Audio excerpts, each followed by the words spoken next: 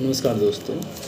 आज हम एक टॉपिक पे बात करने के लिए इस वीडियो को बना रहे हैं कि आज की कार्रवाई हमारी कोर्ट में क्या रही। हमारे पास एक हाई कोर्ट से एक बेल हुई थी जिसका ऑर्डर आया। होता क्या है कि जब हाई कोर्ट से बेल मिल जाता है तो उसके बाद जो हमारा जो लोकल कोर्ट होती है, जो सेशन कोर्ट होती है, हमें वहाँ पे ये एप्लीकेशन लगानी होती है। पहले क्या होता है कि आप अपनी बेल सेशन कोर्ट में डालेंगे, सेशन कोर्ट इसे खारिज कर देगी तो आपको हाई कोर्ट जाना पड़ेगा। फिर आपको हाई कोर्ट ने बेल दे दी।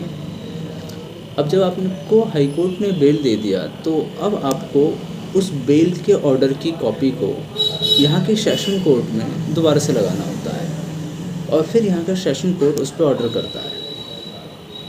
जब ऑर्डर हो जाते हैं तो फिर श्योरिटी दाखिल होते हैं। तो आज हमारी प्रक्रिया वही रही। सबसे पहले मैं आपको दिखाता हूँ ऑर्डर।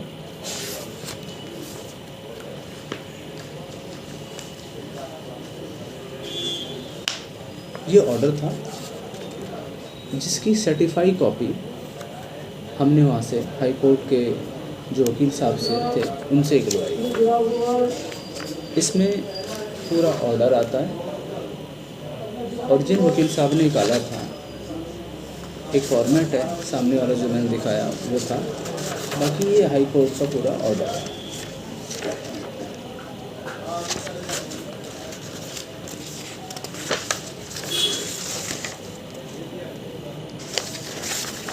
जब ये ऑर्डर हमारे पास आ गया तो उसके बाद फिर हमने ये एप्लीकेशन बनाई। आप देख पा रहे होंगे पहली ये एप्लीकेशन है। इस एप्लीकेशन के साथ जो भी पैरोकार होता है उनके मामले में उनका एक शपथ पत्र बनता है, वो ये शपथ पत्र है। और इस एप्लीकेशन के साथ इस ऑर्डर को लगा के जो भी हमारी संबंधित कोर्ट होती है उसके पेशकार साहब से बात करके हम इसे कोर्ट में प्रोड्यूस कर देते हैं कि जी हमें इसमें बेल दिलाई जाए। हाई कोर्ट ने ऑर्डर दे दिया बेल के लिए। पेशकार साहब इसे जज साहब के सामने पेश करते हैं। जज साहब चीज़ों को देख के समझ के उस हिसाब से वो अमाउंट खोलते हैं कि कितने अमाउंट पे इन्हें बेल दी जाए, सिक्योरिटी में कितना अमाउंट रखा जाए। तो ये एप्लीकेशन हो गई कि जी हमें बेल दी जाए, हाई कोर्ट से बेल मिल गई है। जिसने ये एप्लीकेशन दी उसका ये शपथ पत्र है कि जो मैं बेल दे रहा हूँ वो बिल्कुल सही है, कुछ भी गलत नहीं है इसमें, और उसके लिए मैं लायबल हूँ अगर कुछ गलत होता है तो। और ये हाई कोर्ट की ऑर्डर है जिसमें हम बेल कर रहे हैं।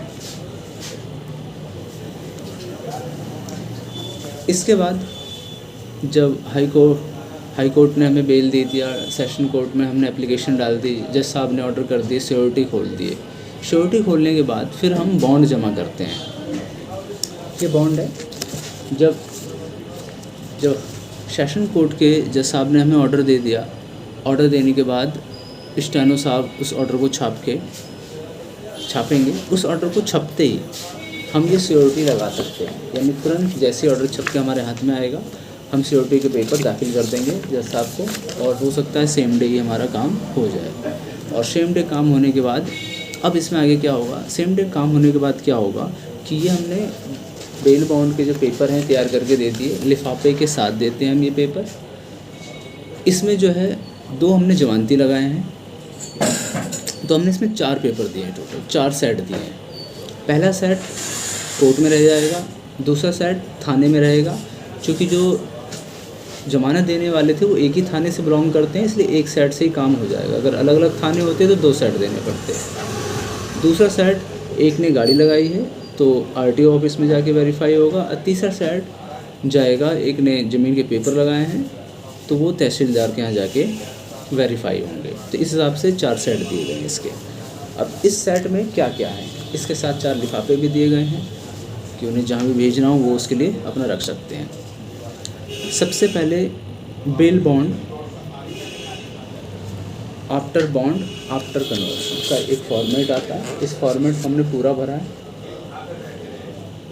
अगर मैं आपको ये दिखा पा रहा हूँ तो। उसके बाद जो ये बेल बॉन्ड दे रहा है उसका ये शपथ पत्र है, और इस शपथ पत्र को हम ओथ करवाते हैं, ये ओथ होता है। जो एप्लीकेशन दी गई थी वो एप्लीकेशन भी ओथ होती है, ठीक है। मैं बताना भूल गया था इसलिए बता रहा हूँ, बस जी। ये दूसरे जमानती हैं, उनका शपथ पत्र है, ये भी हमें यहाँ ओथ कराना होता है भर के पूरा। और इसमें बाकायदा वो चीज़ें भर रखी हैं कि क्या चीज़ डॉक्यूमेंट है, कैसे कैसे है।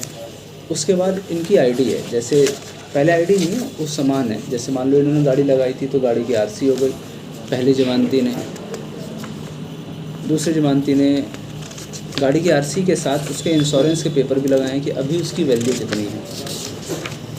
ये जो इंश्योरेंस का पेपर होता है, इंश्योरेंस का पेपर लगा दिया इसमें वैल्यू खुला हुआ है तो ये पेपर लग गए, मतलब इंश्योरेंस के पूरे पेपर लग गए। तो ये एक गाड़ी का पेपर हो गया, मतलब एक जमानती के पेपर हो गए जो वो लगा रहे हैं। फिर उनका लग गया आधार कार्ड, मतलब पहले गाड़ी के पेपर लग गए, फिर उनका खुद का आधार कार्ड लग गया। अब दूसरे श्योरिटी पे आते हैं। दूसरे श्योरिटी ने अपनी ज़मीन के पेपर दिए हैं, तो उनका पूरा का पूरा रजिस्ट्री, पूरी कॉपी रजिस्ट्री की आगे पीछे से, आगे पीछे की पूरी कॉपी हम यहाँ पे लगाते हैं।